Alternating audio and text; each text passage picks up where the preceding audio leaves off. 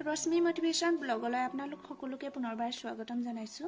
যেহেতু আমাৰ সমগ্ৰ অসমতে মুখ্যমন্ত্ৰী উদ্যমিতা অভিযান আঁচনিৰ অধীনত আত্মসহায়ক গোটৰ সদস্যসকলৰ 10,000 টকা পাবৰ বাবে একোখন ফৰ্ম ফিলআপ কৰিছিলে।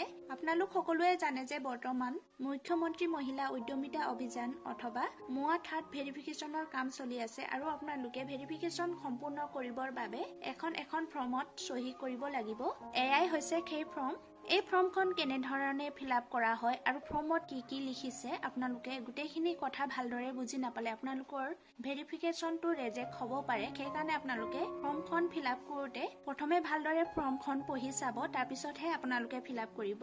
আপোনালোকে ফৰ্মখন ফিলআপ কৰিবলৈ যাওঁতে বৰ্তমান ফৰ্মত কিছুমান বিশৃংখলতা মই দেখি পাইছো, সেইকাৰণে মই এইটো ভিডিঅ' আপোনালোকৰ মাজত লৈ আহিছো।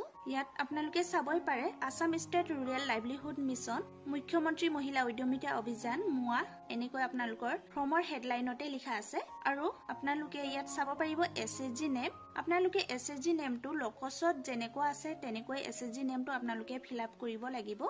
আৰু আপোনালোকে ইয়াত চাব পাৰিব মেম্বাৰ আইডিটো লকছৰ মেম্বাৰ আইডিটো ইয়াত বহাব লাগিব। মেম্বাৰ আইডি লিখোতেও আপোনালোকে সম্পূৰ্ণ মেম্বাৰ আইডি লিখিব লাগিব।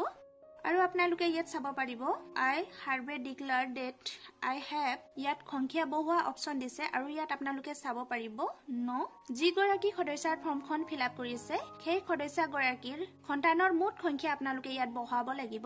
এয়া হৈছে declare form I declare that have. এইটো মানে সদস্যাই ডিক্লেয়াৰ কৰি মানে সঁচা কথা ক'ব লাগিব, যিহেতু মানে সদস্যজনীৰ যিমানটা সন্তান আছে সন্তানৰ সংখ্যাটো ইয়াত বহাব লাগিব।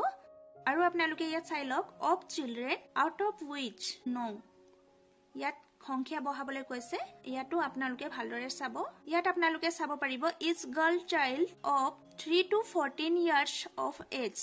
যদি সদস্যজনীৰ 3 পৰা 14 বছৰৰ ভিতৰৰ গাৰ্ল চাইল্ড মানে ছোৱালী সন্তান আছে তেতিয়া ছোৱালী সন্তানৰ সংখ্যাটো বহাবলৈ কৈছে। যদি ছোৱালী সন্তান 3 পৰা 14 বছৰৰ বয়সৰ ভিতৰত আছে তেতিয়াহে আপোনালোকে ইয়াত সংখ্যাটো বহাব লাগিব। ইয়াতে লিখা আছে এই লাইনটো ভালদৰে আপোনালোকে পঢ়ি চালে অকমান ক্ৰিটিকেল আছে, কিন্তু আপোনালোকে ভালদৰে পঢ়ি চালে বুজি পায়। ইয়াত চাব পাৰিব ইজ গাৰ্ল চাইল্ড বুলি কিনে লিখা আছে 3 to 14 years of age। যিগৰাকী সদস্যাৰ ফৰ্মখন ফিলআপ কৰিছে 3 পৰা 14 বছৰৰ সময়সীমাৰ ভিতৰত যদি কন্যা সন্তান আছে তেতিয়াহলে আপোনালোকে ইয়াত কন্যা সন্তানৰ সংখ্যাটো বহাব লাগিব। আৰু আপোনালোকে ইয়াত চাব পাৰিব school going age and see they have been admitted. আপোনালোকে ইয়াত চাব পাৰিব সদস্যজনীৰ সন্তান 3 যদি আপোনালোকে বহুৱাই তেতিয়া ইয়াৰে ভিতৰত এগৰাকী সন্তান 3 পৰা 14 বছৰৰ সময়সীমাত আছে, সেইকাৰণে এনেকৈ 1 দি দিব। যদি কন্যা সন্তান গৰাকী 3 পৰা 14 বছৰৰ বয়সৰ এগৰাকী আছে তেনেহলে আপোনালোকে 1 এনেকৈ বহুৱাব। এগৰাকী হোৱা কাৰণে আমি চিট ৰাইট চিন কৰিব লাগিব। আৰু আপোনালোকে ইয়াত চাব পাৰিব চি আৰু ডেট আপোনালোকে অবলিক দেখিবলৈ পাইছে। যদি এজনী হয় চিট ৰাইট চিন দিব, যদি দুজনী হয় এজনীৰ পৰা বেছি আছে তেতিয়াহলে আপোনালোকে ডেট ৰাইট চিন কৰিব পাৰিব। আৰু আপোনালোকে ইয়াত চাব পাৰিব এডমিটেড নট এডমিটেড বুলি কিনে আছে ইয়াত, কিন্তু ইয়াত মাজত অবলিক আছে। আপোনালোকে ভালদৰে চাবচোন। ইয়াত আপোনালোকে ব্ৰেকেটত চাব পাৰিব স্কুল গোয়িং এজ, স্কুল পঢ়াইছে নে পঢ়োৱা নাই। যদি স্কুল পঢ়াই আছে তেতিয়া আপোনালোকে এডমিটেডত ৰাইট চিন দিব, নতুবা 0 বহিলেও যদি কন্যা সন্তান আছে এডমিটেড নট এডমিটেডত স্কুল পঢ়াই আছে পঢ়োৱা নাই আপোনালোকে তাত ৰাইট চিন কৰিব পাৰিব, কিন্তু চি আৰু ডেট আপোনালোকে ৰাইট চিন কৰিব নোৱাৰে। যদি 3 পৰা 14 বছৰৰ বয়সৰ ছোৱালী সন্তান আছে তেতিয়াহে আপোনালোকে চি আৰু ডেট আপোনালোকে ৰাইট চিন কৰিব পাৰিব। যদি সদস্যজনীৰ এটাও সন্তান নাই তেতিয়া আপোনালোকে ইয়াত 0 বহুৱাব লাগিব আৰু ইয়াতো 0 বহুৱাব।